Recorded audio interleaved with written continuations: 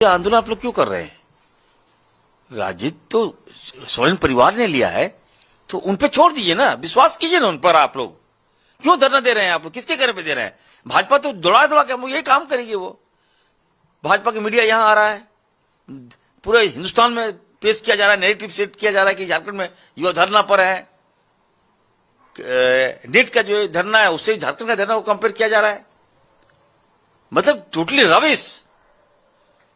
ये भाजपा एक्सपर्ट है इसके लिए। इतना अच्छा काम कर रही है हमारी सरकार, मुख्यमंत्री जी के नेतृत्व में हम लोग काम कर रहे हैं, सारे मंत्री अच्छा काम कर रहे हैं।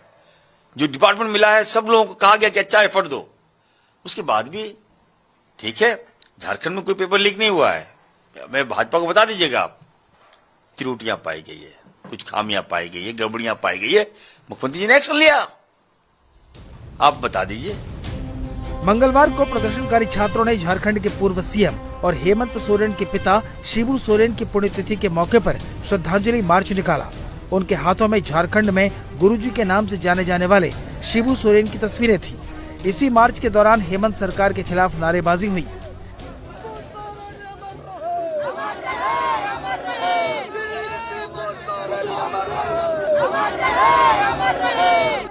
शिबू सोरेन की पुण्यतिथि के मौके पर ही हेमंत सोरेन पहली बार आंदोलन पर बोले।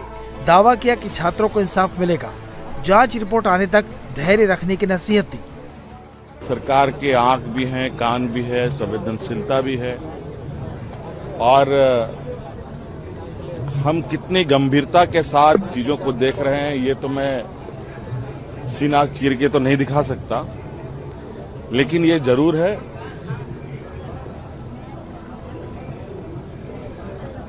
और हमारे साथ तो विशेष रूप से जिस चीज के पीछे हम पड़ते हैं उसको ठीक करके ही दाम लेने का हम लोग का उद्देश्य रहा है। जिस तरीके से जांच दल दिन रात एक कर लगी हुई है,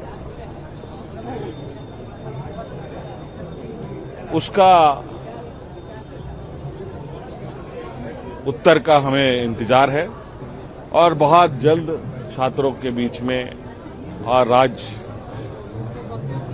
के लोगों को इस विषय पर अवगत हम कराएंगे। हर आवश्यकता जो नौजवानों का होगा, जो संवैधानिक और नियम है उसके अनुरूप उनके साथ हम लोग हैं और उनको न्याय मिलेगा।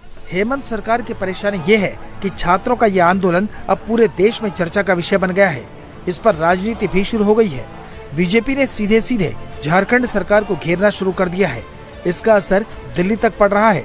संसद में सरकार को घेरने के लिए पूरी ताकत लगा रहे विपक्ष के लिए इस मुद्दे पर जवाब देना भारी पड़ रहा है। जेपीएससी परीक्षा में धांधली को लेकर रांची में एक तरफ छात्रों का आंदोलन चल रहा है तो वहीं पर सीआईडी भी लगातार एक्शन ले रही है। अब सीआईडी ने इस मामले में अब तक 14 आरोपियों को दबोचा है। मंगलवार को एजेंसियों ने 3 आरोपियों को गिरफ्तार किया है। इन आरोपियों की पहचान उमेश कुमार, बुद्धेश्वर भगत और रमेश कुमार के रूप में हुई है। सीआईडी ने 18 ठिकानों पर छापेमारी करके ब्लैंक चेक और इलेक्ट्रॉनिक उपकरण बरामद किए हैं। सीआईडी ने रांची, पलामू, हजारीबाग, बोकारो और धनबाद में बिचौलियों, मास्टरमाइंड और कोचिंग संचालकों से जुड़े 18 ठिकानों पर एक साथ छापेमारी की थी।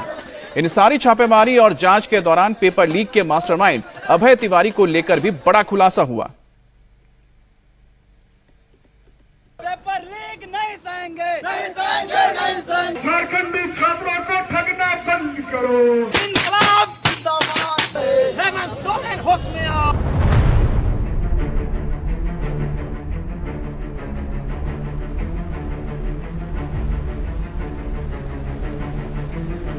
झारखंड में छात्रों के आंदोलन के बीच सीआईडी एक्शन में है। ताबड़तोड़ छापेमारी के साथ साथ गिरफ्तारियां भी हो रही हैं। मंगलवार को सीआईडी ने 3 और आरोपियों को गिरफ्तार किया, जिसके बाद इस मामले में अब तक 14 आरोपी सीआईडी की गिरफ्त में आ चुके हैं। सीआईडी के मुताबिक गिरफ्तार आरोपी परीक्षा करवाने वाली एजेंसी टीडीपीएल के साथ मिलकर काम करते थे। आरोपी अभ्यर्थियों को पास कराने के लिए कथित तौर पर सेटिंग गेटिंग का नेटवर्क चला रहे थे। ये भी पता लगाया जा रहा है कि परीक्षा में सफलता दिलवाने के नाम पर कितने अभ्यर्थियों से कितनी रकम वसूली गई। छात्रों से वसूली गई अवैध कमाई का बंटवारा किन किन लोगों के बीच हुआ। छात्रों के आंदोलन का असर शुरू हो चुका है। पेपर लीक माफिया के चेहरे सामने आ रहे हैं। उनमें से एक चेहरा है अभय तिवारी का। ये वो शख्स है जो झारखंड में परीक्षा धांधली माफिया का पोस्टर बॉय बन चुका है।